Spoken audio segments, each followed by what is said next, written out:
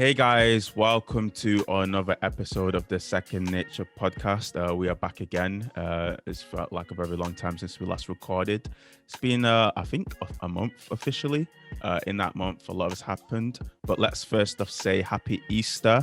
I'm going to hand over to Happy Easter. Yeah, I'm going to hand over to ARAMIDE because I believe she has a few things that she wanted to say about the month we've had off. Hello everyone, it's ARAMIDE. The month we've had off, I think a lot has happened. Happy Resurrection Day, which is what I like to call it, because I feel like when I think of Easter, I think of Easter eggs and ducks and eggs, but that's not what Easter is actually about. It's about the resurrection of Jesus Christ. Since we last recorded, I believe that Bojo has let us out just a bit. You can now meet with people outdoors, I believe. Mm-hmm. Has that deterred some Christians? Absolutely not. But we're still here. What else has happened in this past month? The race report. Apparently there's no racism in the UK, and every other country should let's preface that with there's no institutional racism. Institutional racism in the UK, and other countries should look to the UK, to see as for the blueprint as to what they should do to rid themselves, paving the way. We're paving that way in race relations. Yep, and the people who put together the report, I side-eye them hard. What else? I believe that's it. No, the vaccine passports. We're living in the end times, okay? Vaccine passports are the first steps. No, they've kind of always been around for such a long time, but I have seen, once again, preachers, leaders, berating their congregation for even considering getting the vaccine. So that's very interesting within the Christendom. It doesn't make any sense. Does it? Yeah. No, not at all. No. But yeah. Because it already exists. Like if you go to Ghana, you need to get malaria, you need to get yellow fever. Like those regulations for getting into a certain country already exist. It's nothing new. Yeah. All I'm saying is those people that are, I guess, against it, just be prepared not to travel to other countries, because if you think that, the government are trying to clamp down on you and your human rights by recommending that you get vaccines, when you go to other countries, they have the right to say, we don't want you to come in. So I think it's just having to live with that reality. And we Brits love holidays. We'll never get away. Yeah, if you want to hear our opinions on the vaccines, me and ARAMIDE were on the OGGM On the Table Talk podcast where we talked about vaccines, where ARAMIDE actually gave a very good explanation of what a vaccine is in layman's terms so that people can understand it. But yeah, go check that out on the table podcast, OGGM. We back and we better. I don't know about that, but we back. We here. Resurrection Sunday. This is post Resurrection Sunday, but we're still in the celebration of Jesus Christ. Of course. But before we get to that, one of the most interesting things that happened since we last recorded was the GOAT of gospel music, mine and Anna's favorite artist. Is he the GOAT? Yes. Huh? What? Why is that a question? Why are you question? If you say William McDowell, I will end this call right now. I wasn't even gonna say that. I don't think I have like any specific gospel people that I go to for like that jam session to lead me to like prayer or anything like that. When the experts are talking. I'm sorry, who died and made you experts? What's going on Jesus here? Christ died and rose. So okay, you're literally taking bits of that just don't make sense and trying to mash it into one puzzle. So our dearly beloved singer Kirk Franklin was caught on recording cussing his 33-year-old son who refuses to get therapy. Okay, JIREH, you can't keep placing emphasis on 33-year-old because one day we're going to be 33-year-olds and just like age doesn't necessarily mean maturity, but you keep like, he's No, no, I'm 33 just saying. years I know that old. you're close to being 33 in a few years, but I'm saying Kirk was speaking to his 33-year-old son. Mhm. Now, with the strength and the level that he was speaking to his son with, you would assume that he was speaking to maybe a child, not another adult.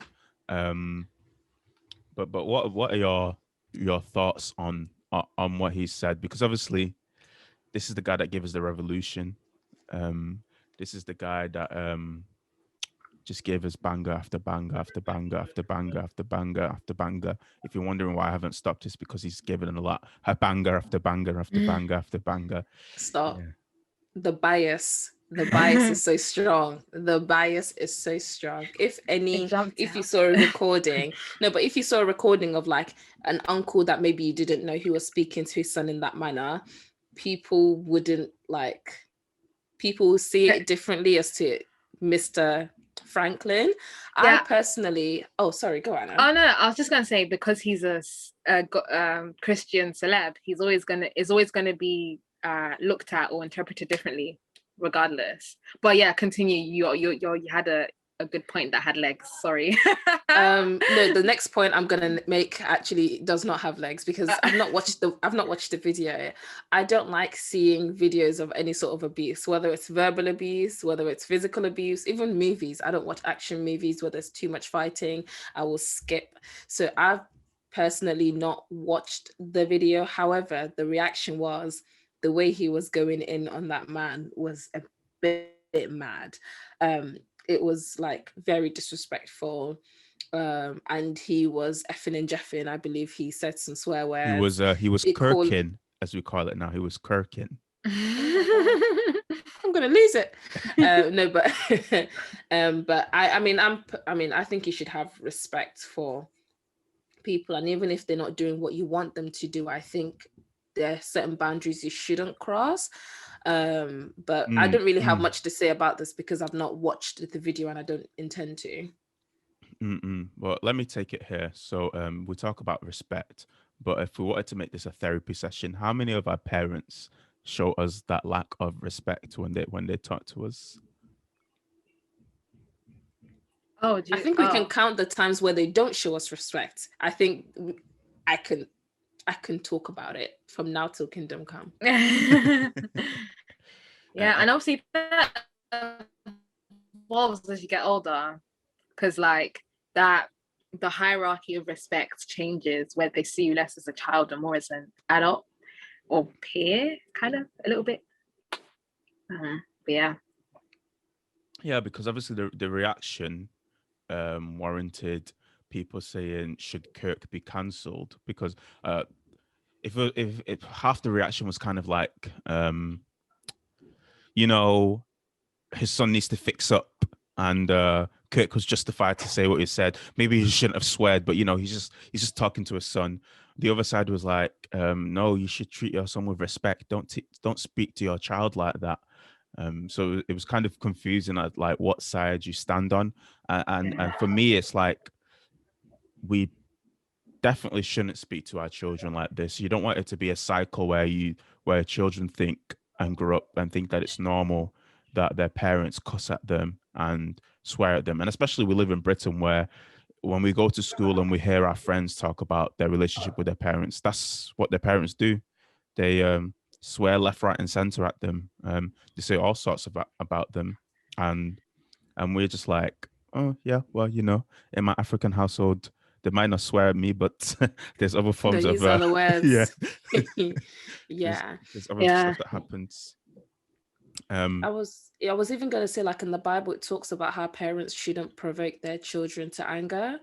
And I feel like some parents, in the name of discipline and in the name of not sparing the rod, they forget that actually they have a responsibility to not drive their children to become angry at them or even to curse their parents. And yeah, I don't think that's something that we should forget, even though of course a lot of us may have had parents or no aunties and uncles who can be slightly disrespectful to their children. We should still aim to be better. We should still hold them to the standard that the Bible is called. If they're Christian, we should still have that standard, even though culturally parents might not see it as a necessity to actually respect their children. And like you said, Anna, like for me, the moment I moved out of the house and I was paying all my bills, there was just certain things that my parents couldn't say to me, just because I don't live under their roof anymore. And so I imagine if my dad called me up and started cussing me out. I can't wait for that day. I cannot wait. Oh, Lord. No, but seriously, if my dad called me and just started cussing me out, I wouldn't be disrespectful, but I might just put the phone like at the end of my room, and then like when he's done with his thing, I'd be like, can we have this conversation another time? Because I wouldn't accept it from my friends. I wouldn't accept it from my colleagues. And it's not something you'd want even from your partner if you have a boyfriend, a girlfriend, a husband, or wife.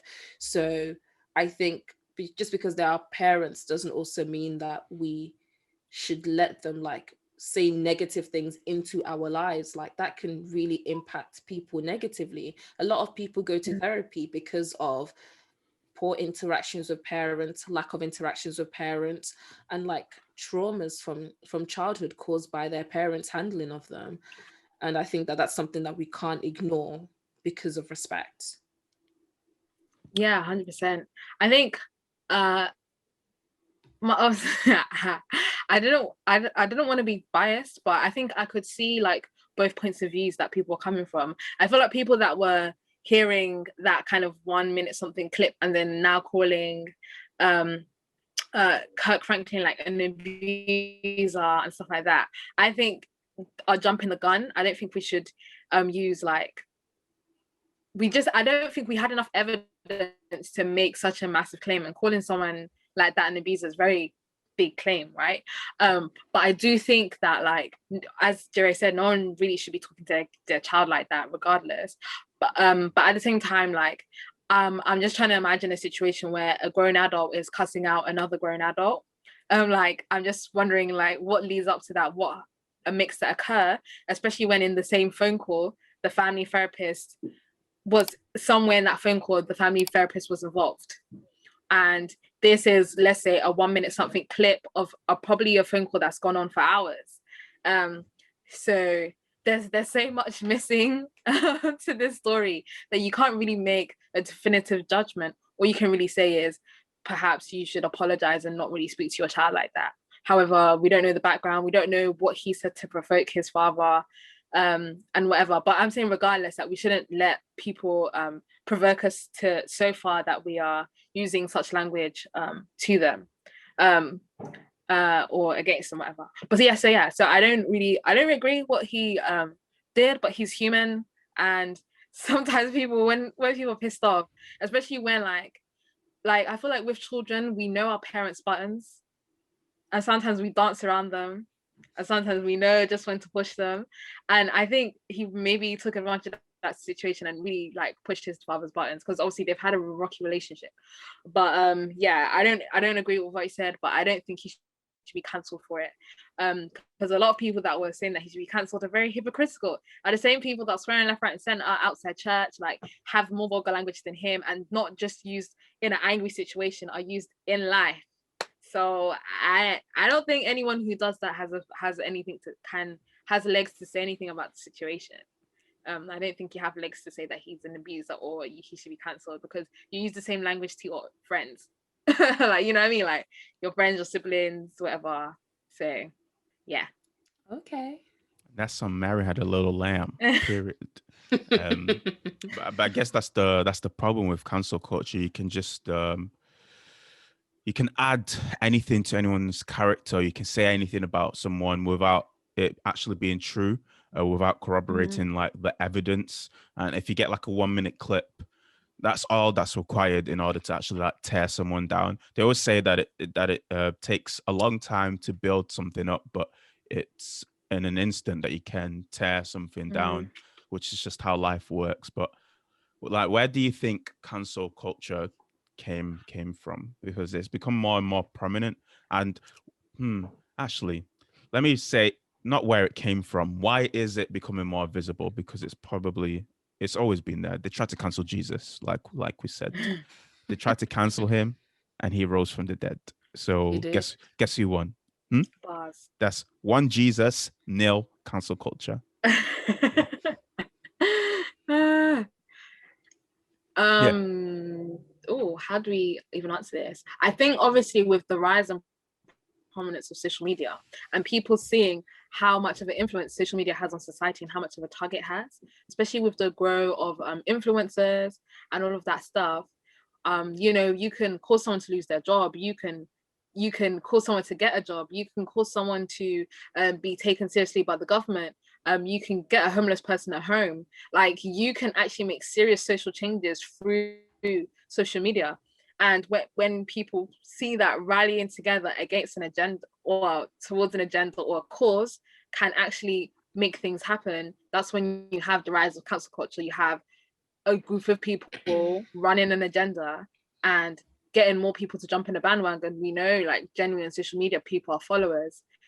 They see everyone outraged about something, they want to be outraged too, for clout, for retweets, for likes. Like, you know what I mean? You say something funny or witty about a certain situation and you're getting loads of traction because of the hype around it. So I think most people are just jumping on the bandwagon, like, just the next thing, trying to write think pieces that are relevant to what's happening, to ride the wave of clout. But and some people are genuinely jobless, you know. They got nothing else to do. Like, these are the same people that spend like 16 out of 24 hours of the day on Clubhouse. Like, they have nothing else to do. ARAMIDE. No, I knew you were going to say that. There will be no ARAMIDE slander. No more. Okay, I've not used Clubhouse for weeks. And you'll agree that the rooms that I was in, that you tuned into, they were entertaining. I'm just saying. If we are going to incriminate each other, let's do it together. Join. Exactly. No words. I was even going to say as well, I think social media is just so accessible, because back in the days, you know, if let's say the government, if let's say there needed to be a change in society, it tended to happen from the government because they had the money for the billboards, to put leaflets through your doors, to put it into the curriculum so that you saw a certain point of view. But now that we all have social media, you don't have to do that. You don't have to even get a flyer. You can just make a poster and just put it out there. You can send a tweet and put it out there. And then everyone can just know what's going on. And, you know, all you have to do is say one thing and someone's like, oh, I didn't know they did that. Cancelled. And so there's actually like a lack of thought because information is so accessible. You don't know whether it's true and whether it's a lie. But also, people love drama. People love anything to do with drama, to do with any situations that's juicy, that's hashtag worthy. People jump on that bandwagon. People like controversy. So anything That's that why could people watch stir the Love pot. Island, because it has all of that.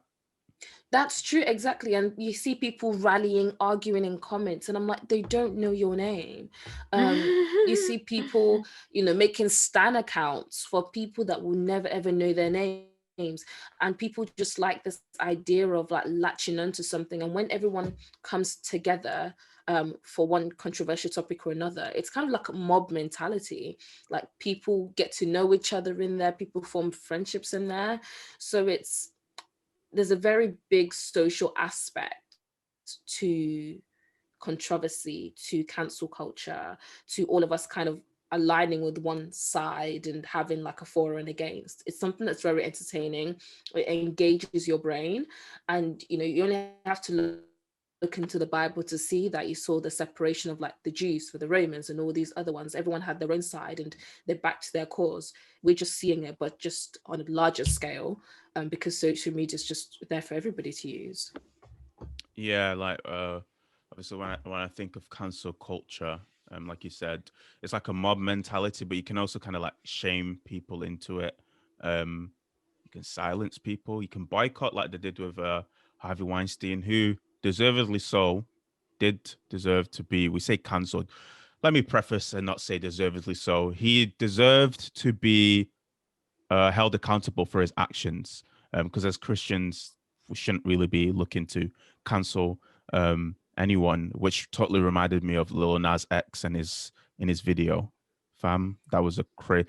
People there's Christians that try to cancel him, but the reality of the matter is, if he repents tomorrow, there's nothing we can. There's you can't cancel him anymore. Like, if he repents, that's all God requires, for you to admit your fault, to repent, and if he does that, and obviously gives his life to Christ, what do you do now?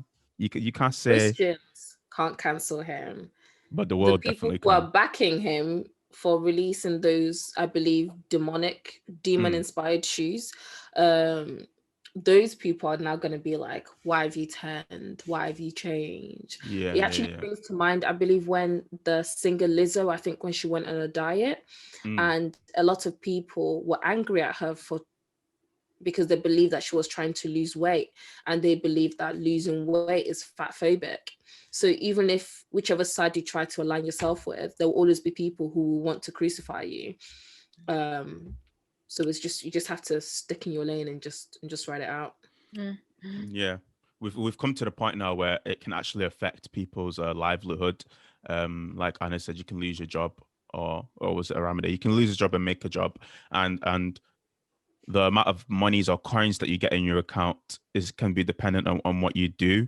And there's people, I knew it was really bad when people used to go back in people's tweets to try and cancel them, or their social media profiles to try and cancel them. I said, oh my gosh, that made people, that for sure made people go back on their Twitter and search certain Delete words and everything. delete their tweets. Yeah. Because Guys, it's so simple. Just pay someone like maybe £30 an hour and just say, go to all my old tweets and just delete them all.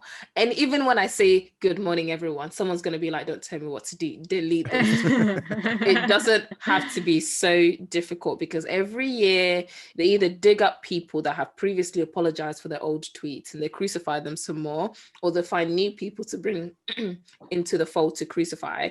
Literally just pay someone, or if you have time, go and delete your old tweets. Even if you didn't tweet anything, just go there to double check, because this can be easily avoided unless someone screenshotted it. But who's screenshotting tweets from 2012? That's sad. the side effect of this cancel culture is, or where you're silencing people, or you're boycotting them, or deplatforming them, is you get troll accounts. People become trolls because they hide behind fake names, fake faces, fake profile pictures, so they can say whatever they want. Because if they say it on their actual accounts, they're in big trouble. So we've now silenced people from saying what they want. And once that happens, people further go into like a rabbit hole of believing the things that they say, even if they originally didn't believe that to begin with.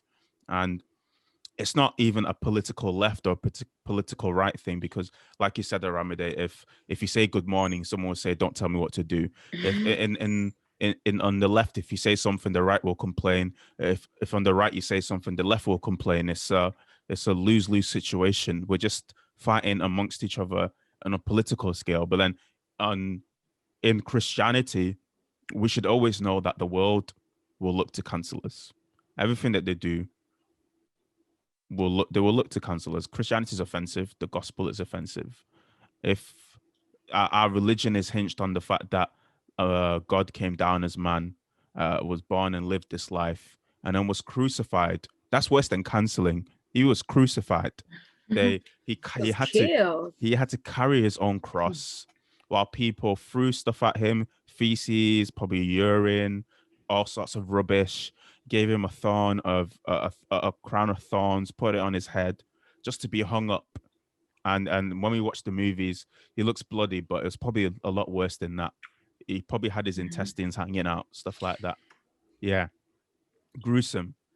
Just so that he could rise from the dead, and allow us to live the life that we live. So when people of the world, like you always say it to me, Aramide, when people of the world do things that people of the world do, I don't know why Christians get surprised by it, because it's just what they do. it's what they do. You know, it's within their nature, and we live in a second nature. There we go. And I even wanted to I wanted to say as well, like social media cancellations, there's no room for redemption. There's no room for you to be like, okay, I said this when I was, I don't know, when I was in this season of my life or a certain age, and now have a different opinion or I have a different view, they don't allow for that, because people are going to be like, this you? The amount of this you tweets I've seen. And it's one of those places where it's so unforgiving. It's literally like being in the jungle. It's so unforgiving. If you make those one tweets, mistake, you make it forever. You know those tweets? I wonder, do people like keep the evidence and just watch for someone to They keep the slip? receipts. Wow. They keep the receipts. Evidence speaks, okay? Because you can be here preaching the word, but if you were doing a mazine, the week before, someone would be like, this you? But look at the date, the timestamp. This is your profile, this is your number. And I don't know why, I just thought of that. It's one of those, like, is it Basketball Wives? I don't know what it was, but this woman came with a whole binder and she was like, these are the information that I have about your husband and his mistress. And it was very entertaining to watch. And now I got it, because it was essentially what people do on the timeline that someone did in real life. But all I know is if you're cancelled, good luck trying to get back, because it's hard. But that's the thing, though. It can either be very unforgiving or very fickle. Like, all of a sudden, someone's like, everyone's interacting on the timeline with them again like nothing ever happened, even though they were cancelled 2 months ago. You know what I mean? So especially when something bad happens to them. So like if we cancel someone and let's say, like, I don't know, they get really ill, all of a sudden it's like, oh my God. Mental health. I'm not saying that obviously people shouldn't tell them, but all of a sudden everyone's like, I hope you're doing well, like, and it's so fake and fickle sometimes as well. Cancel culture. So really it's like either way. But I guess like it just comes to show like human nature and how up and down it is. Like even the whole thing with Derek Jackson, on my side of Twitter, everyone was outraged, but apparently he gained so many more followers. From women. From women. Tell me women. Why did that happen? I don't understand why. Because this guy is not normal. He's a psychopath. Okay? If you speak about yourself in third person, doing a reaction to your own video, it's so unrepentant. Acting like you're not the one that just did this, and then you're talking about, oh, she doesn't look like she's dressed, and she's wearing a bonnet. I was like, she doesn't really look like she's making an effort. I said, are you okay? Are you not the one sat next to her holding that hand so tightly? No, it wasn't holding. He was clenching her hand. It was holding onto her fist, like she was gonna run away. But I think in the situations, like clearly, I personally believe that he was making a mockery of marriage, and by the extent of that, he was making a mockery of God. 100%. Because how dare you sit there clenching onto this woman's hand, but she has her own situation going on, apparently with a helmet of salvation. I see it.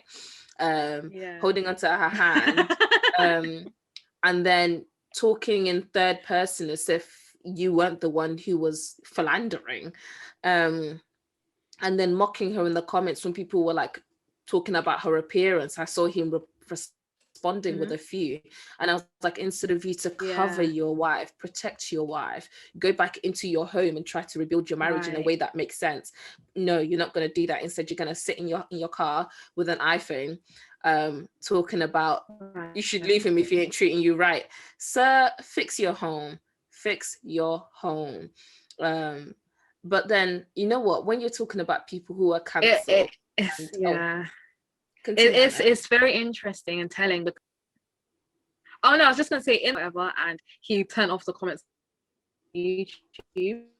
Oh yeah, he did.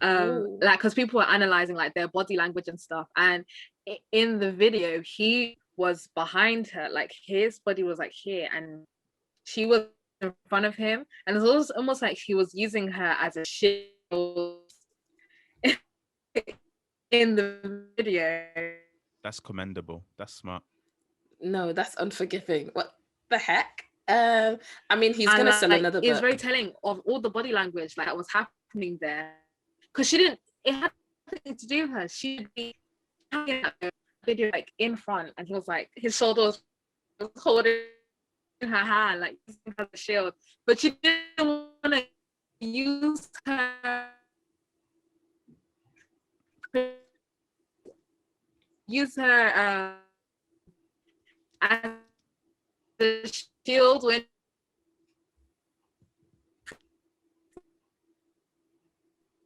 Wait, is this my internet or is it Anna's? I don't know. I've been having internet issues all week. Oh, Well, if right, I can okay. hear you, that means it might Is be it? Anna's. Oh, I can't hear her anymore. Anna, where have you gone? Anna, are Come you okay? back. Are you okay? Are you okay, Anna? I feel like that's from a song. Oh Whoop, yeah, she dropped out. She dropped out.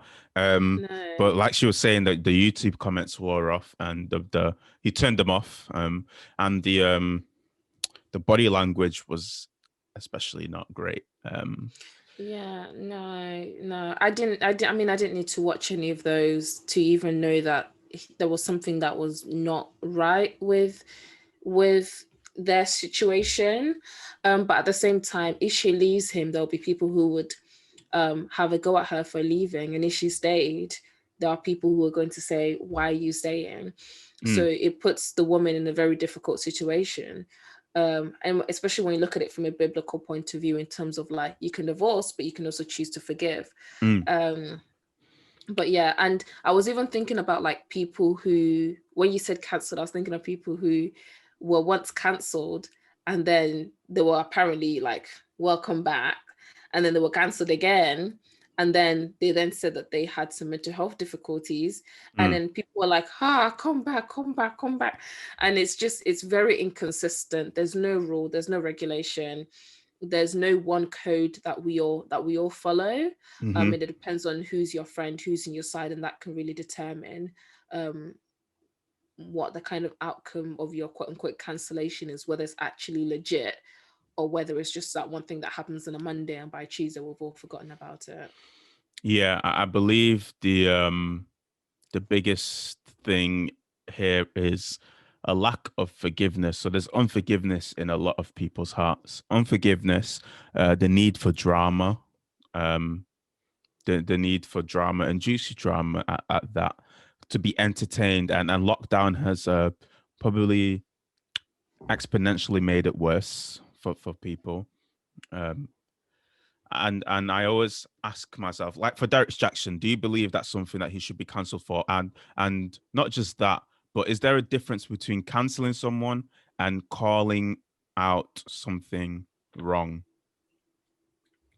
Yeah, I'm sorry. If you are a serial philanderer and you Wait, so say you're you're saying he should be cancelled no, no, for? no.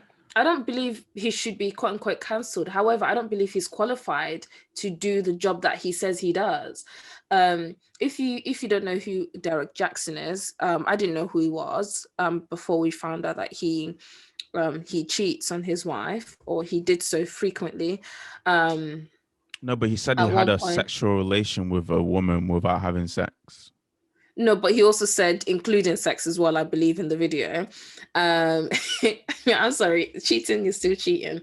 But for me, is a lot of what he does is based around him educating women about how to be with men that appreciate them, and them not accepting less than what they're worth. So for example, like some of his videos is like, if he didn't reply to you, this is what he's been doing. If he doesn't do this, this is the reason why. And he's kind of put himself on this pedestal as a man explanator, a man translator, this guru that helps women to meet the men of their dreams. Now, if that's your job, your marriage should reflect what you are saying. That's like, for example, a pastor who's always preaching about, flee sexual immorality. And then we find out that he is the gang leader for sexual immorality, for example. In that situation, we'll say, maybe take a step back from this position that you're on. So personally, I don't think Derek Jackson should be sitting in his car and telling women what to do and telling women what to expect when he's has his wife at home and he's putting her, or was putting her, through hell. I don't think he should be in that position until he's gone maybe through like intense therapy, because he gave me slight narcissism vibes. So I think he should go away to the secret place, get his healing, fix his marriage, sort himself out, and then maybe come back into the scene. So I don't think he should be cancelled forever. You know, he didn't kill a man. But Wait, I so are you also, saying that if you kill a person, you get cancelled? yeah, I don't care what people say. I know people like, for example, Vibes Cartel that have definitely killed someone, and people are like, free him. And I'm like, the victim? No, but Think about the victim. because I'm just saying, like, where's the line? Because technically there isn't a line to God. Anyone is redeemable, regardless of what they have done But there's still on this earth. consequences for actions, There's depending on how heavy serious they are. consequences. There's always serious Consequences? consequences to your actions. I'm not saying that there's not consequences to your actions. In this world, you reap what you sow. So that's Bible. So it's always going to happen. But I'm saying in the face of like salvation, forgiveness, in that aspect, because obviously we see someone and we think, oh, they're terrible, they're a terrible person. But that's not the first thing we should think of. We should be thinking about what can we do to reach out to this person, to touch their heart, to show Jesus to them, and you know, give them the salvation. Because like we were just talking about, Easter was on Sunday, Easter resurrection day, and Jesus rose from the dead, defeating death, defeating sin, not just for us right here on the pod, but for everyone and anyone who's done a madness or a wickedness, even the most cruelest of people that you can think of, even though it's hard to accept because we have I was going to say we have a heart that is wicked, but that's not true. We have a human mind and we live in a world where the body that we are in still think of others who do evil as something that we can't comprehend. But then evilness is all the same in God's eyes, whether we do it or someone else does it, whether it's large or whether it's small. You feel me? True. You know?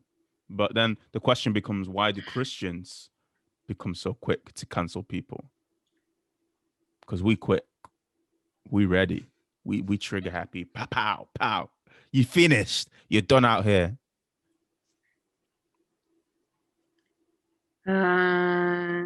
Would you say they're as quick to like forgive as the situation as well, or not so much? I don't know. I'm not sure.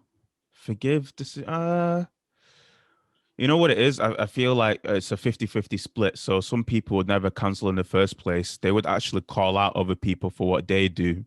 And then it becomes a, how can you say anything when you do this kind of thing?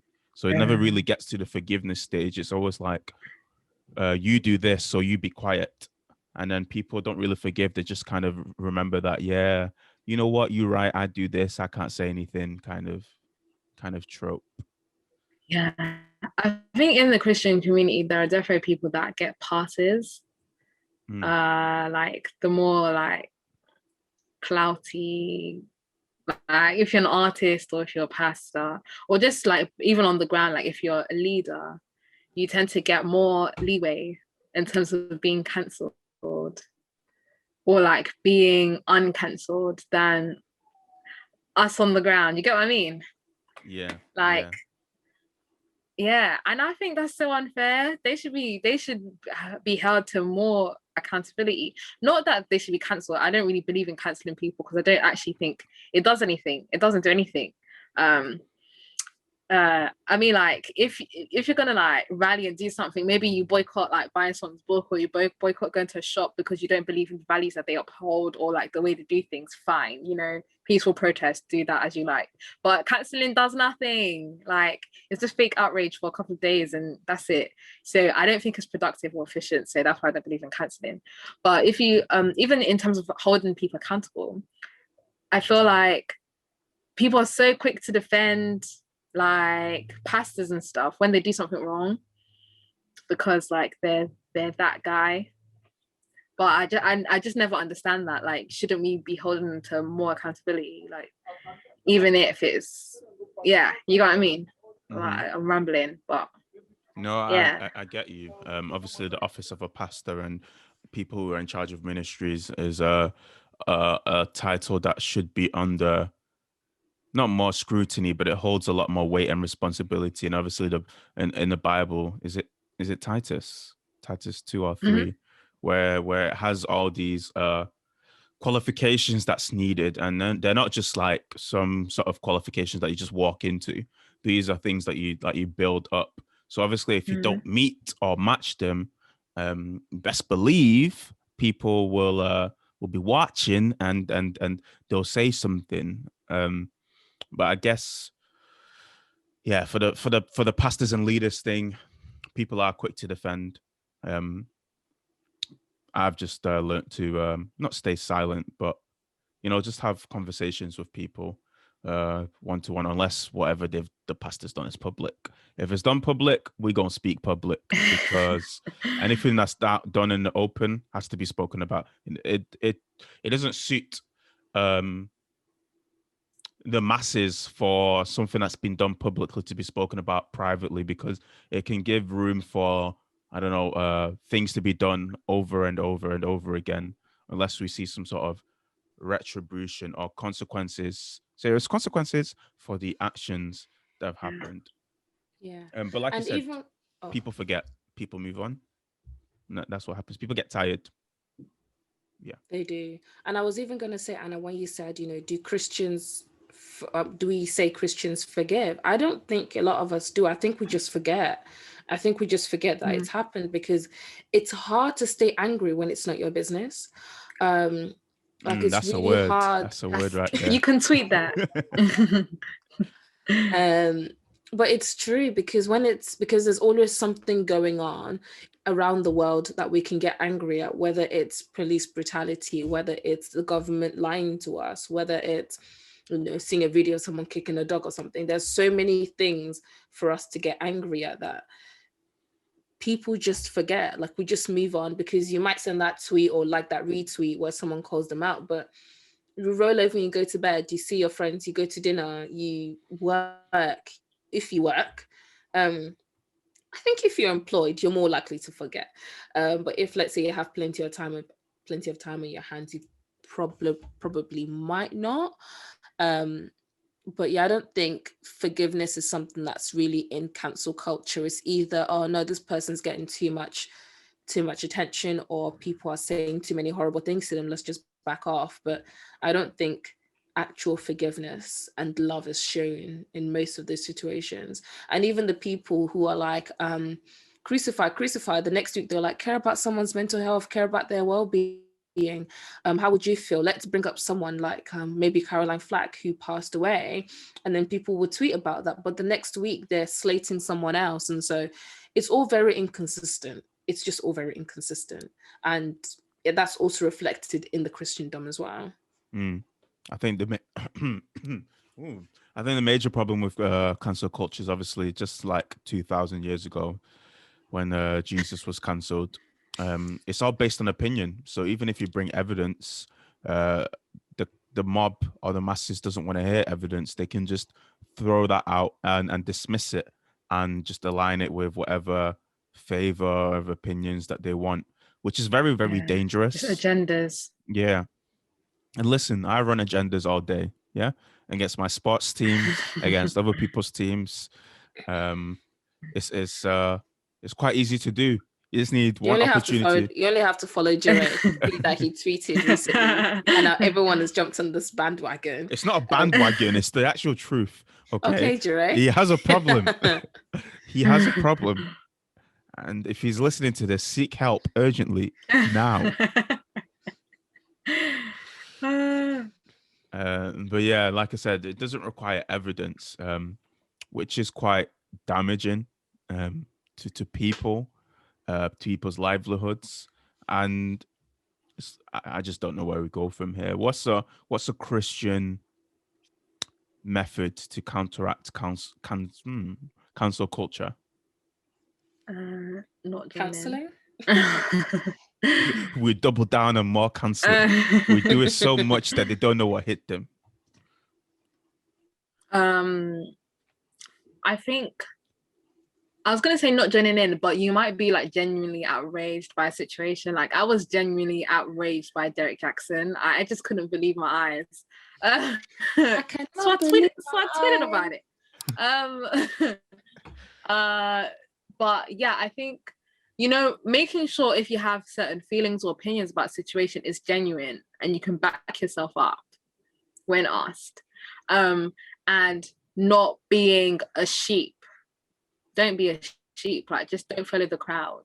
Have your own opinions, have your own thoughts, and don't jump to cancel someone. I don't think, as I said, I don't think it's very effective. If you want something to be done, find another way to do so. Like, if you don't agree with the way that someone's doing something, just be like, personally, I don't think you're qualified to write a book on healing your marriages when it's very clear from your video that your marriage is still on the rocks. So personally, I'm not going to buy your book. There you go. There's an opinion in the statement. So basically what Anna's saying is, don't cancel someone, find a more direct way to ruin them. To attack them. Attack them. Hit them where it hurts. No, I'm just saying, like, if someone is providing a service and you don't think they're qualified for it, just don't think, and don't give them free advertisement, because cancel culture and being outrageous is a method that nowadays, especially like in the last 2 years or so, that companies use to sell things or to get like more traction or gain more things. Especially black outrage. Yeah, outrage sells. That sells. So yeah, it's like when I think there was a press release about Clubhouse and how like it was gonna get like, I think they're gonna, someone wrote something about it being subscription, or there's gonna be ads or something like that, something like dumb, but it was just means that Clubhouse wouldn't be like as it was now. And all the black outrage just made everyone go, oh my gosh, what's Clubhouse? I need to join this app. And then the app just expanded. It was just free promotion from black people who aren't going to earn any of this money because there's a bunch of white guys that made Clubhouse. And it's just super interesting how like outrage sells. Like, you just need one controversial story that doesn't even need to be real, because no one fact checks nowadays, and then it's free publicity. Yeah. I guess finally I'll ask, what about canceling people who are dead when their actions come to life, i.e. Michael Jackson, Ravi Zacharias? I can't think of anyone else who's dead that's been cancelled, but you get the train of thought that I'm going for. Yeah, I think dead or alive, if you have done wrong, that should still be called out, because a lot of times when people do something wrong or hurt or do something cancel worthy, it's rarely what's cancel worthy, because Dave was cancelled for being with a white girl. So what's cancel worthy? Okay. I think those are fickle. Those are fickle just based off being jealous and seeing people on jet skis and wishing that you were there. I meant, like, for example, when I say cancel worthy, I mean something that doesn't just impact you. For example, it impacts other people. So for example, if I was in my room and I was staring at the wall and I was yelling insults like that's just me. Might affect my housemates. They might be annoyed, but that's just something that I'm doing to myself.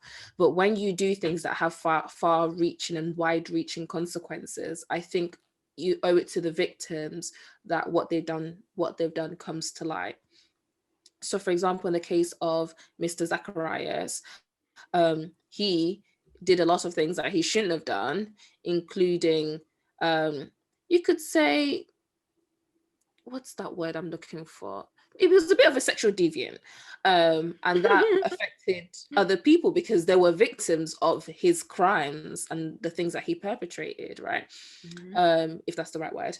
And so it wouldn't make sense for us to now kind of hide it whilst his legacy stayed prim and proper when actually he was doing evil in the background.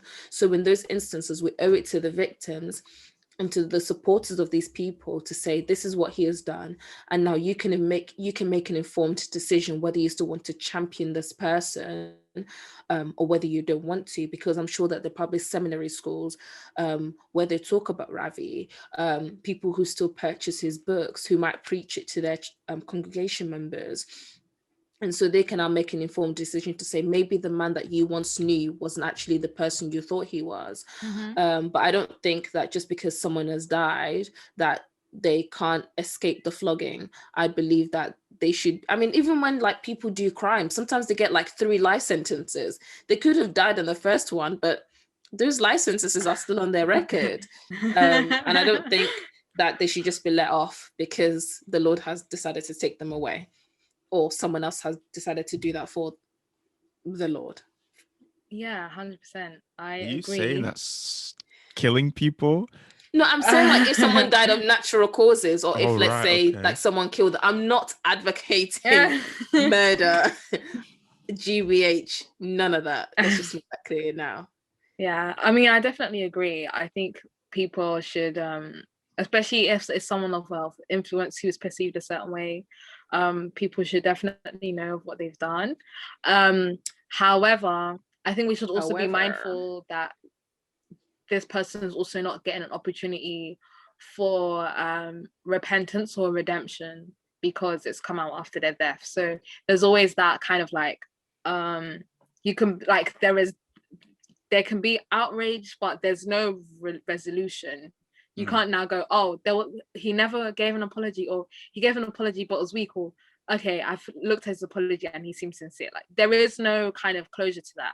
So I think that's kind of like the downside of it, but that's like, there's nothing we can really do about that certain situation. But I think, yeah, it's definitely important that we know these things.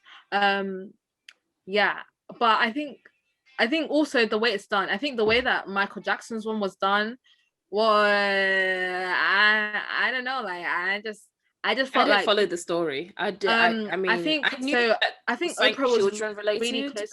Yeah, so I think it was the way it all came out, because I think Oprah was very, very close to him, and then once he dies, a couple of years, well, so many years later, she now like champions this whole documentary about like him being such a crappy person, and it just like seemed very, the intent behind it just seemed very malicious, instead of like it being okay, like this is where telling the story of these boys, it just seemed like malicious intent. But I'm not saying, like, I'm not defending anything that Michael may or not have done, because loads of people have opinions about that, whether it's true or not. Like, I didn't fully watch it, I've seen clips or whatever, but it made me feel very uncomfortable, especially because he was dead. And I started watching it and I was like, I don't want to watch this anymore. Same with the R. Kelly one, I never really watched it. So you didn't have to mention his name. Oh, sorry. Just say Mr. Kelly. Don't say their first names. We do not speak about that man on this pod. I'm sorry. That's not on a cancellation thing. It's just to be safe. Thou shalt not. Thou shalt not. But yeah, even with him, like I didn't like. I just, those things just make me feel really, really uncomfortable. And just X. But so yeah, I didn't watch it. So yeah, I just. Also, like the way it's presented, I think the way that Azim Ministries presented Ravi's one was in a more sensible manner. Because imagine they had done a whole like documentary. Cringe. Sorry, I can't. Well, imagine they did. But I've got a question though, guys. Story time on YouTube. Imagine if it was like a story. Oh my time. God. That, and then like interviewing people. Oh, sorry, I can't. But yeah, I've got a question. So what if someone say I've been cancelled, yeah, like how do I deal with that? Because let's say I tweeted something on Twitter and it's like I went to sleep and it's blown up overnight, yeah. I just thought it would get two likes or whatever, maybe a few interactions with my friends. They'll like send me that meme like, okay, it's time to close your computer, like just a few laughs, yeah. I wake up and it's got like 90k likes, or and then well, not likes, like 90k quote tweets, and it's just I've been ratioed severely, yeah. All I know is if you message me, I will reply. I said I cannot. You've got to me. I'll block you. You've got friends in your quote tweets like disowning you. Yeah. Well, Like, what can what do you you do? do? You just Because you you just feel alone, like you're feeling depressed, maybe you're not feeling too right. Like, yeah, what advice would you give to someone in that I situation? would say think about what you're going to do before you tweet. Accept this L. You take L's on social media. That's what happens. Um, you obviously expected a positive response without any of the thoughts of a negative response. And social media is a war zone. So if you believe everything's always going to be positive on social media, darling, that's not the case. People are fickle. People can be very double-minded. Um, so if you want to be in the arena for clout, be prepared to accept the downside of that clout. The same way that the Gorilla Glue girl was getting sympathy, she was also getting laughed at for what she did, and that's just what happens. But Aramide, I think you have a more serious response because mine I, doesn't sound very touching or Mine loving. is, no, yours was very relevant. I was gonna say, whatever you do, do not send a notes app apology. Whatever you do, I don't want to see that slightly like yellow background with that font. I think it's so 2018. Like, it is so ghetto. Do not, at least write it on a Word document and screenshot it and then post it. No one wants to see a notes apology, and nothing insincere. Like, oh, I didn't know the action, I didn't know the impacts my words were going to have on other people. Because if you sat there and you actually tweeted something, I'd like to think that if you're a Christian especially, you wouldn't just be tweeting out of like a visceral reaction where you're not thinking about your actions, you're actually thinking about what you're going to do.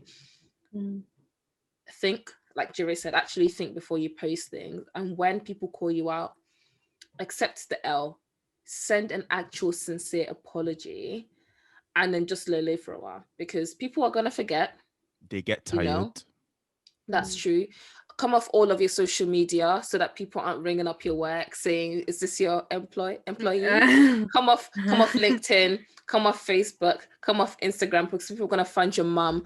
If you have any businesses, go onto the website or the government website and get rid, because they're going to find your address.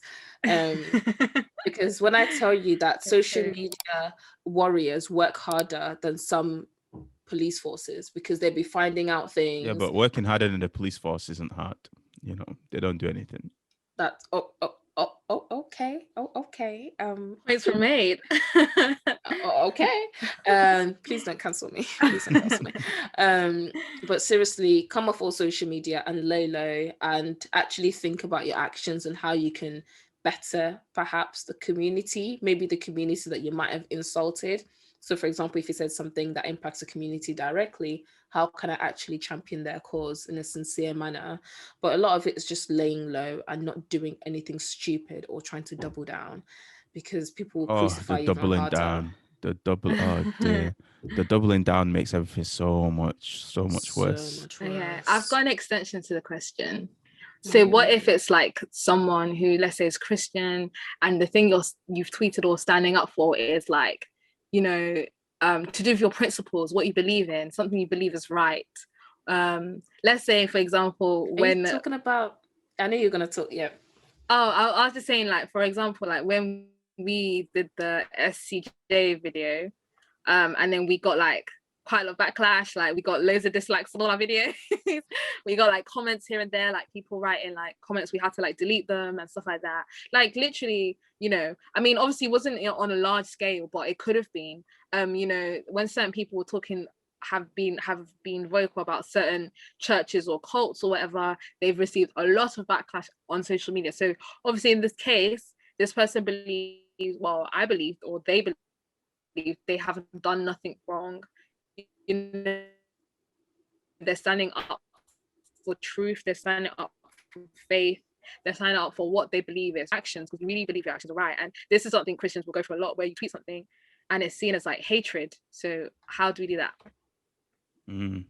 Well, it reminds me of like when Jesus went to the church in the courtyard and he flipped the tables because he disliked what they were doing. And He righteously called them out for their hypocrisy. And generally, when you call people out for something that they've done wrong, they're not going to take to you kindly.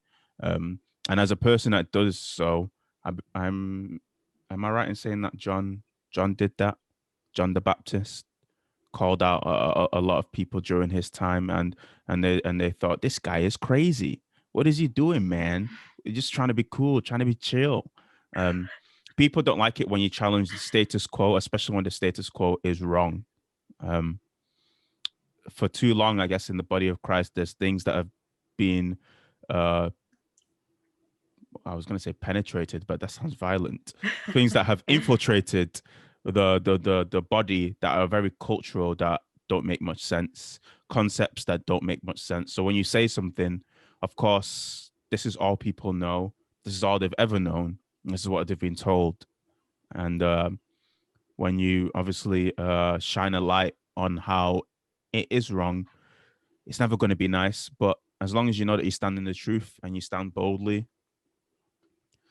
listen, that's all you can do. It's not obviously nice when people are saying all sorts of things about you.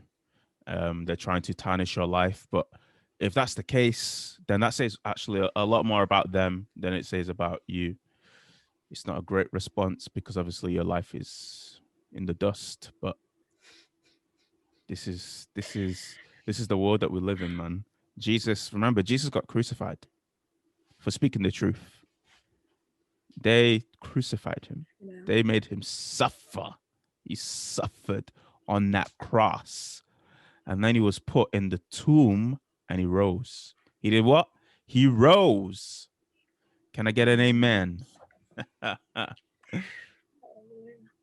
Amen.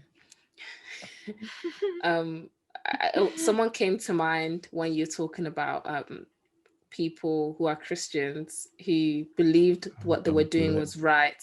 I'm not going to say the name. Oh, don't do it. Oh my God. And I think sometimes because you can do it. No, I meant sometimes you can genuinely believe that what you're doing is right. So even for the saints who believe sometimes that what they're sharing is the truth, sometimes it's not always the truth. And even if people correct you, sometimes you're not sure whether what they're saying, what they're correcting you about is actually correct, if that makes sense. So for example, if I say there's a cult and someone says, no, it's not a cult, I can't now agree with them because they could be a liar. They could be part of that cult trying to silence me. So I think definitely speak to other people. If let's say you have a very strong view about something and the entire world is telling you that it's wrong, speak to actual Christians who love Jesus. Speak to trusted voices, people who mentor you, who speak into your life to say, hey, was I wrong in this? But then, of course, no one is perfect, but you can only rely on the Holy Spirit really for that true definition of whether something is right or wrong. Mm-hmm. But I think definitely seek wise counsel. If your tweets, your pictures, whatever it is causing an outrage, yeah. Yeah.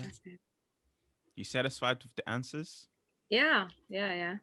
All right, man. Wait, are you asking for yourself because you're about to tweet a madness? Oh no, girl. Because I've come across people that have probably maybe like come to me like because they've been in a similar situation, like calling out these kind of organizations or people and then having been attacked by them and how to navigate that and stuff. So yeah, I don't think I know anyone like that. Actually, no, we know not personally. We know Jess because she was on the pod, and they tried to finish her, but they never prospered in Jesus' name. I mean, it happened to Mike with the carnival article. Yeah. You see, I totally forgot about that. You see how quickly people forget because and now that was mainly left. Christians as well. Yeah. There was a lot of Christians that I saw were people who said they're Christian, saying, why are you trying to make Christianity look like some sort of slavery religion? It's actually full of enjoyment and fun, and how dare you? I didn't even know who he was all that well, but I just saw the tweets and I was like, wow, it's like, well, because of carnival. Yeah, people don't want to be slaves to righteousness. They want to be a slaves to sin. So Damn. Wow. that's the Moment of silence. yeah. Okay. That's the uncomfortable truth, unfortunately. Yeah. And that's not just to, I'm not just saying that out to others. I say that to myself as well, But yeah, let's end it here. Hopefully the people, if you've listened to this point of the pod, thank you for listening. We really appreciate you listening, or going on your phone, your laptop, wherever, listening to us this far. Yeah, thank you guys. Thank you. Anyone else want to add anything before we close out? Remember to speak up and challenge the thoughts and opinions of the status quo. Don't be a sheep. I was gonna say be a shepherd, but I don't know. Don't be a what's the word? Don't be a bystander. Actually get involved in the game. Participate, yeah, because the people who bystand have a lot to say until they're in the game. Ooh, that's a good one. And also don't think, I think in our generation there seems to be a lack of thought.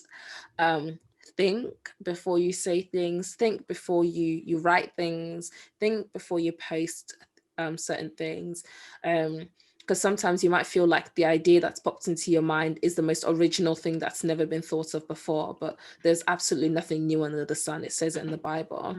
So if you have a thought and opinion that you think is very original to you, or you feel very outraged about something, you just want to be a keyboard warrior and just type it out and send it into the internet sphere, I think it's really important.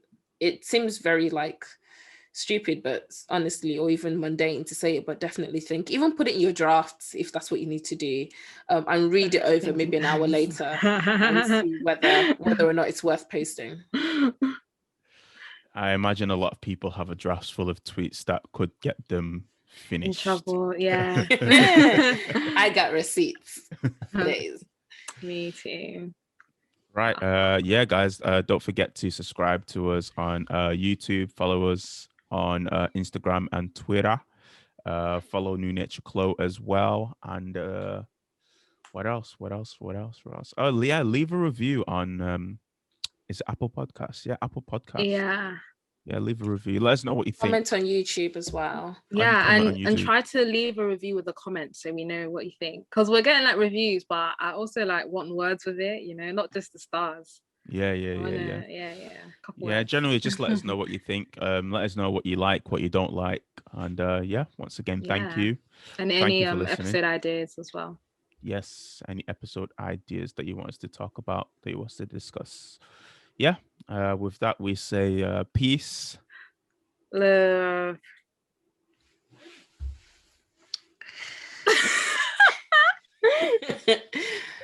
Stay safe. Stay safe in the streets. And all them things. There. Peace.